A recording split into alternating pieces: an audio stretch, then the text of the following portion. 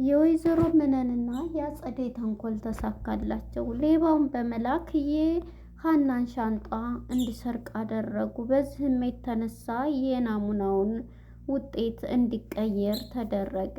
በዚህም የሰማችው ወይዘሮ መነን በቃ ደስ አለኝ፣ ካሁን በኋላ ፈረንሳይ ሂጄ ውጭ ቁጭ ልል ነው ማለት ነው፣ እድሌ ወጣልኝ ማለት ነው በማለት አጸዴና መነን በጣም ደስ አላቸው። ይሄንን ደግሞ ሲሰሙ በቃ ሌባው ይሄን ካደረገ ካሁን በኋላ ልጅ ሊሆንልን ነው በማለት በጣም ተደሰተች። በዚህ መሀል ግን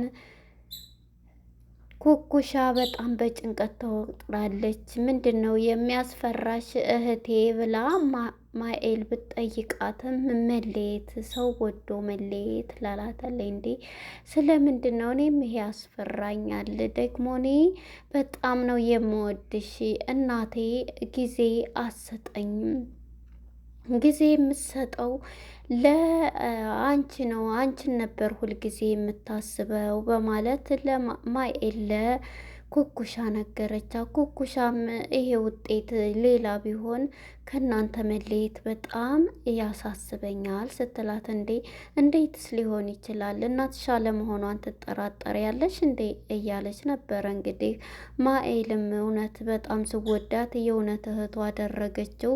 እንደ ቀልድ የገቡበት ስራ አሁን ላይ ኩኩሻ በጣም ጭንቀት ውስጥ ገብቶባታል።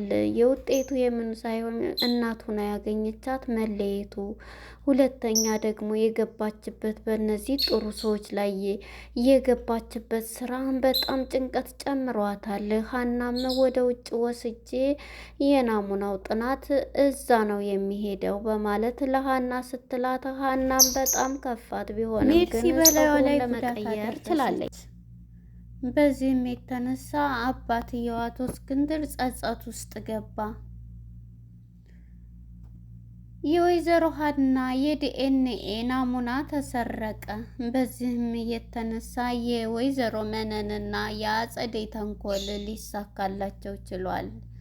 ሆኖም ግን ማሄ የወይዘሮ ሀና ልጅ ናት ወይንስ የሌላ ሰው ልጅ ናት? እዚህ ላይ ነው ጥያቄው። ይሄ ሲሳካላቸው ሁለቱም ደስ አላቸው። ሌባውን በመቀጠር የዲኤንኤ ወረቀቱን ናሙናውን እንዲቀይርላቸው አደረገ። በዚህም ተደሰቱ። ማሄስ ምን ብላ ነበር ኩኩሻ ላንቺ ለሀብል እንጂ እናቴ በጣም ጊዜና ሰዓት የምትሰጠው ለእኔ ምንም እንትን አትለኝ፣ ስለዚህ እኔ መለየትን እፈራለሁ እያለቻት ስታስረዳት ነበረ። በዚህም በጣም ተገረሙ። ሰላም ጤና ይስጥልን ውድና የተከበራችሁ የቻናሌ ቤተሰቦች እንኳን ወደ ቻናል በሰላም መጣችሁ። ሀብል የተሰኘው ተከታታይ ድራማ እንደቀጠለ ነው። በባለፈው ፓርት ላይ እንግዲህ በባለፈው ፓርት ምን ነበረ? ሀና የዲኤንኤ ውጤቱን ወደ ውጭ ወስጄ ማድረግ እፈልጋለሁ ስትል፣ መቀስም ላምጣልሽ ሂጂና አድርጊ፣ ጸጉሯንም ውሰጅና አድርጊ፣ አንቺ አላምን ካልሽ ልጄን አብለሽ ያሳደግኳትን ልጅ እንደዚህ የምትይ ከሆነ በማለት ሁለት አይነት ስሜት ተሰማት። ሀናም እውነት ልጄ እንደዚህ ከሆነ ዝም ስትል ልጅቱና ሁለተኛ ደግሞ በወይዘሮ ዘነበች ላይ የማየው ገጸ ባህሪ በጣም ጥርጣሬ ውስጥ ጨምሮኛል በማለት እንግዲህ አሁን ላይ ሀና ጥርጣሬ ውስጥ ገብታለች ማለት ነው። እናም በዚህ የተነሳ ወይዘሮ ሀና የዲኤንኤውን ውጤት ለማድረግ የሀብልን የኩኩሻን ጸጉር ቆርጣ ለመውሰድ ችላለች። ይህንን የሚያደረገችው በዘነቡ ጥርጣሬ ነው። ይህንን ስትል እንግዲህ ዘነቡ በጭንቀትና በውጥረት ብትገኝም የልጅቷን ጸጉር ማድረግ አለብን እያለቻት ምክር የምትሰጠው ተንኮለኛዋ አጸደይ ግን አሁንም ከሷ ላይ ናት ማለት ነው። እናም በዚህ የተነሳ አጸደይ አሁን ላይ የምታደርገው ነገር ከኩኩሻ ጋራ የምታደርገውን ነገር በምክር እየሰጠቻት ትገኛለች። ኩኩሻም አሁን ያለችበት ሁኔታ በጭንቀትና በውጥረት ላይ ትገኛለች።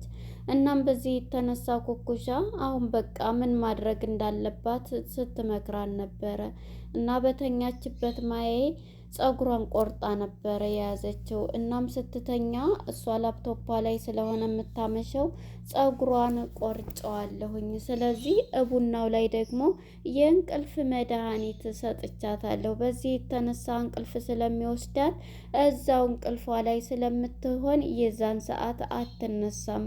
ብዙን ጊዜ ላፕቶፕ ላይ ስለሆነ የምታመሸው ብዬ ከቡናዋ ላይ የእንቅልፍ መድኃኒት ጨምሬበታለሁ ስትላት ነበር። እናም ኩኩሻ ይሄን ስትሰማ ደነገጠኝ። እንዴ ምን ያስደነግጥሻል? የሞት መድኃኒት እኮ አይደለም የሰጠኋት የእንቅልፍ መድኃኒት ነው ስትል በጣም ትደነግጣለች ማለት ነው። ኩኩሻ በሁለት ስሜት ውስጥ ትገኛለች። እናም በዚህ የተነሳ አሁን ላይ እያደረገች ያለችው ኩኩሻ መለየቱ በጣም ከብዷታል። ነገር ግን የምታደርገው ነገር ደግሞ ኃጢአትም እንደሆነባት ሁለተኛም አብሮ ይሄ ነገር እንዴት ይሆናል እያለች ጭንቀት ገብታለች።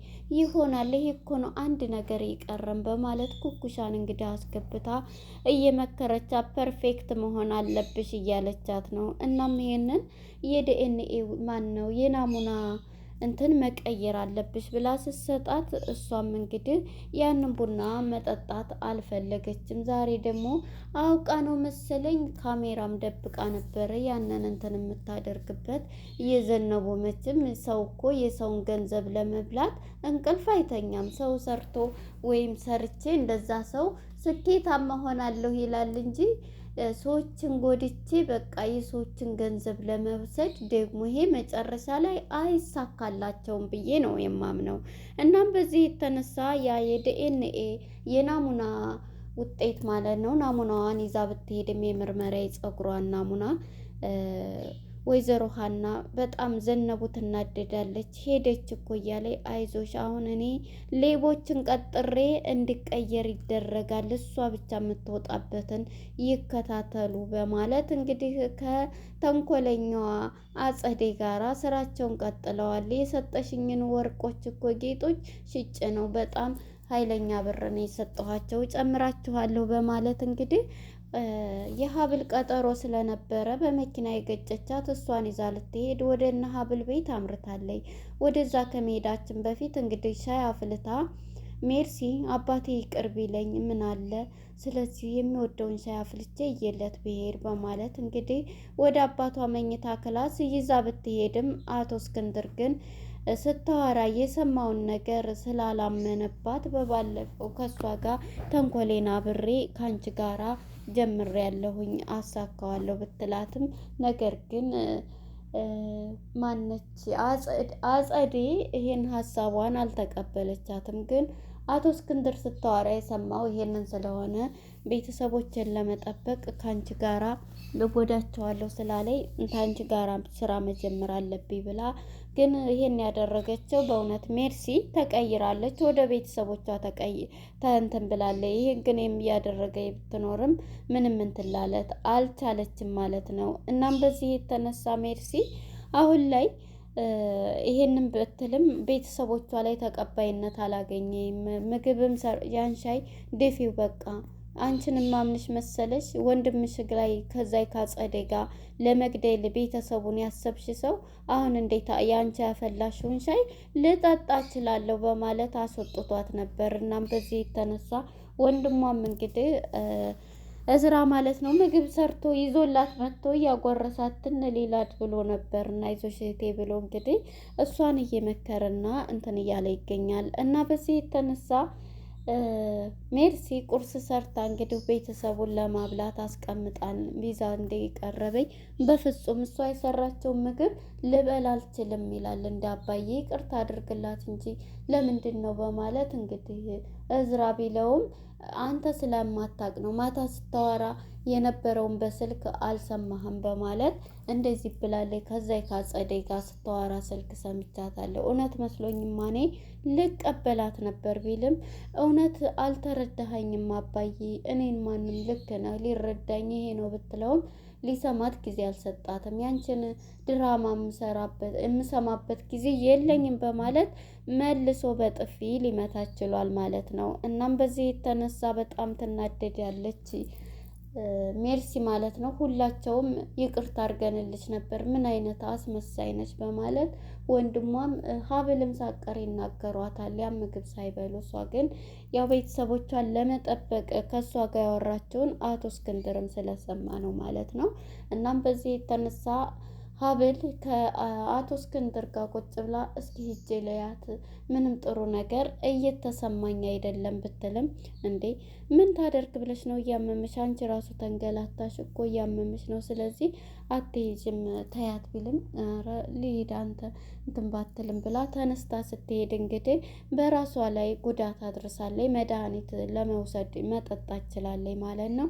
በዚህም ጊዜ እንግዲህ ወይዘሮ ሀና ወደ እነሱ ጋር እየመጣች ስለነበረ ቀጥታ እየመጣች ነበር። እናም በዚህ ጊዜ ሀና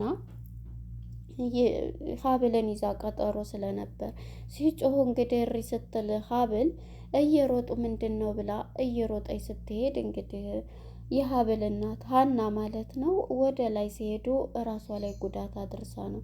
አቶ እስክንድርም እንግዲህ ልጁን ታቅፎ ይዞ ነበር እንግዲህ ይዟት የወረደው ማለት ነው ወደ ሆስፒታል። ሀናም ይዛ ልትሄድ ትችላለች እንግዲህ እዛ ይዛ ሄዳ አሳክመዋት ጥሩ ደረጃ ላይ ነው የምትገኘው። ደህና ናት። ብትቆይ ኑሮ በጣም ይጎዳት ነበረ በማለት ዶክተሯም እንትን ስትል ነበር። እኔ ነኝ ይሄን ድርጊት ያረኩት በማለት አቶ እስክንድርም እየተጸጸተና የባለቤቴን አደራ እያለ በጣም ራሱ ላይ እየተጸጸተ ይገኝ ነበር። ግን ሜርሲ ልትተርፍ ችላለች ማለት ነው። እንግዲህ ይዛቸው ስትመጣ የነበረችው የሀብልን ሀና ማለት ነው።